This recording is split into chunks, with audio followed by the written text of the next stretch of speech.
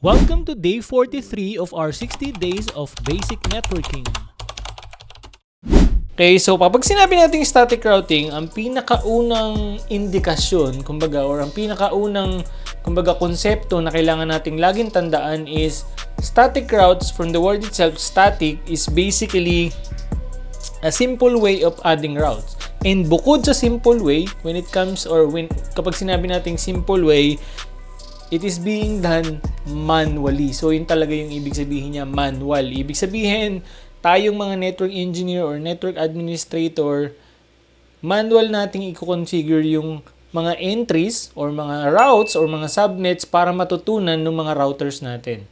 Diba? So, kung matatandaan nyo dun sa previous topics natin dito sa routing, when it comes to dynamic routing or dynamic routing protocols, the routers can learn the entries or the subnets from each of the network kapag ka na-establish or kapag ka na, kumbaga, what do you call this, na-endorse sila dun sa mga routing protocols. Pero kapag ang ginagamit or ang gagamitin natin is static routing, we have to manually configure the routes. Or kumbaga, yun nga, tayong mga network engineer or network administrator, i-add natin yun manually dun sa mga router.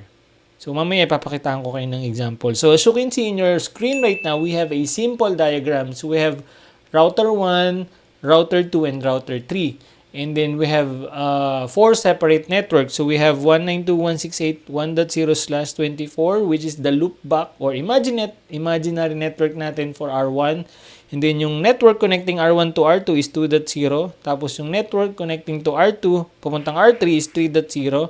And then 4.0 naman yung loopback ni R3. Now, we can see, based from the previous discussion na meron tayo, so yung directly connected natin, ibig sabihin they are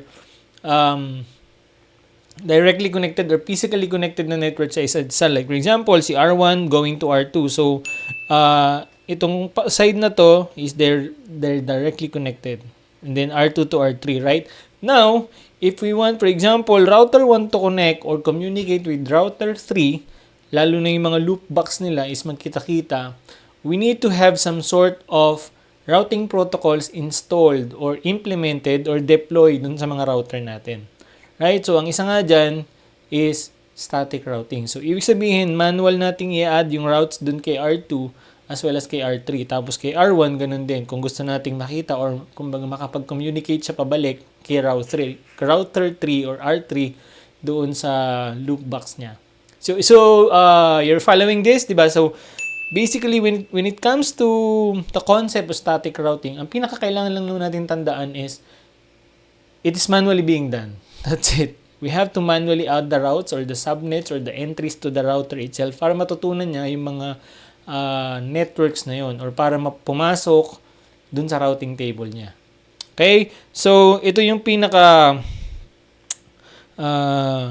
kumbaga syntax or formula, if you may, ng pag-implement or pag-deploy natin ng static route. So, as you can see, we use the command IP route here, and then the destination network, tapos yung subnet mask niya, okay, and then next hop IP address. So, there are two ways, basically, the two simple ways on how you can deploy or implement static routes using the two syntax you can see on your screen right now. So, yung una is, ang naiba lang dyan is via next hop IP address kung saan mo padadaanin or kung ano yung i-declare mo na kumbaga jumping point or what do you call this? Kung saan mo siya patatawirin. Diba? So, it's either you use the next hop IP address or the exit interface. So, mamaya magkakaroon tayo ng example para talagang magets mo kung paano siya gumagana. Pero, it's super basic. Napakadali namang intindihin. Diba? So, by the way guys, you can also visit our official website which is techacademy.ph, and then from there makikita mo yung mga courses namin. So we have free and premium courses. You can start with the free ones which will give you the same video lessons na nakikita mo dito sa ating 60 days of basic networking.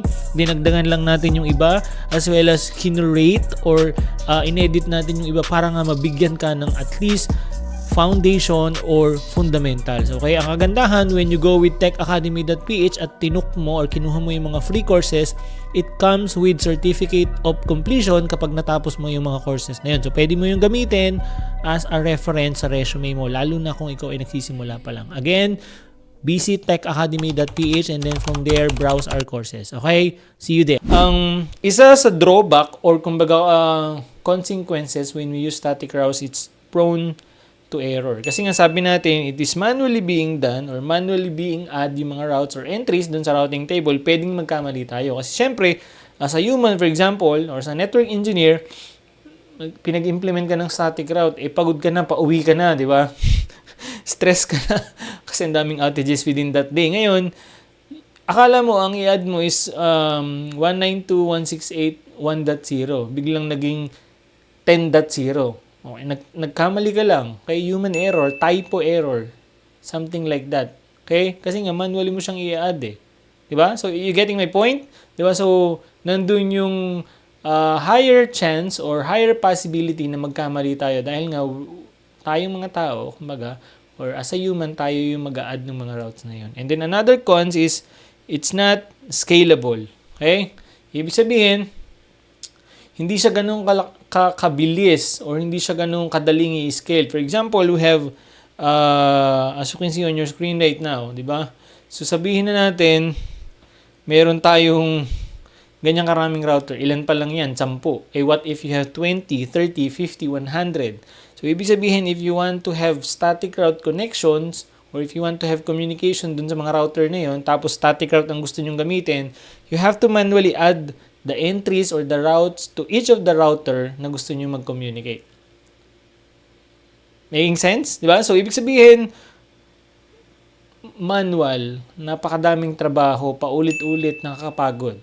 Diba? So, that's why, dun pumapasok yung mga dynamic routing protocols na pinag-usapan natin kagaya ng OSPF, EIGRP, RIP, as well as yung BGP. Pero, for now, ibig sabihin, ang focus natin for this topic or for this video is just the static routing alone. So, basically, makikita mo, di ba? Makikita nyo. I mean, from the offset, from the surface, alam mo na, kita mo na hindi siya ganun ka-powerful. Pero, okay, take note, pero, hindi ibig sabihin hindi siya ginagamit. Ginagamit pa rin yan. Almost all, 99.99% of the enterprises or the networks today still uses static routes. Kasi may mga routes or may mga entries or may mga kumbaga configurations na kailangan natin gamitan ng static route. For example, we want to manually or hard code an entry to a router. For example, from a server to a router or yung dalawang router to a core switch, etc. Diba? O kaya naman, we just want to have a null route na tinatawag para lang makita ng BGP. Kasi when you're implementing BGP, di ba kailangan meron ka, or for example, IBGP, meron kang routes doon sa entry na gusto mong i-peer. Now, you can, what we normally do before is we do a null route, which is also a static route, which is wala siyang destination, null zero yung destination niya, pero you are endorsing kumbaga a subnet going to that router para pumasok dun sa routing table, and then when you do a BGP, makikita niya na nandun siya. So, that's super advanced configuration na hindi naman pasok sa CCNA. Pero, my point is, static route, it's still being used and widely used in the networks today. So, we're good with this. In the next video, we're gonna do some example and we're gonna see how it is being done, like a simple standard configuration ng static routes para magkaroon ka ng idea kung paano natin i-implement to. Just a simple, basic example para nga yung fundamentals is tumanim sa atin. Mag-gets at maintindihan natin and kumbaga magkaroon tayo ng matibay na pundasyon. Okay, so I hope by now, naiintindihan mo na yung pinaka-idea or pinaka-konsepto ng tinatawag nating static route. Okay, so yun lang naman ang kailangan mong tandaan dyan. As well as yung, what do you call this? The syntax. Pero, there are different types or there are couple of types ng static routes or kumbaga variation ng static routes na pwede nating gamitin in the networks or in conjunction with this standard static route. Yung tinatawag natin na floating static route as well as yung default route. Yung mga yun or yung null route na nabanggit ko, yung mga yun is static routes in different kumbaga variation kasi we do something kumbaga we do a little twist or we do a little change on that syntax pero still static route pa rin siya.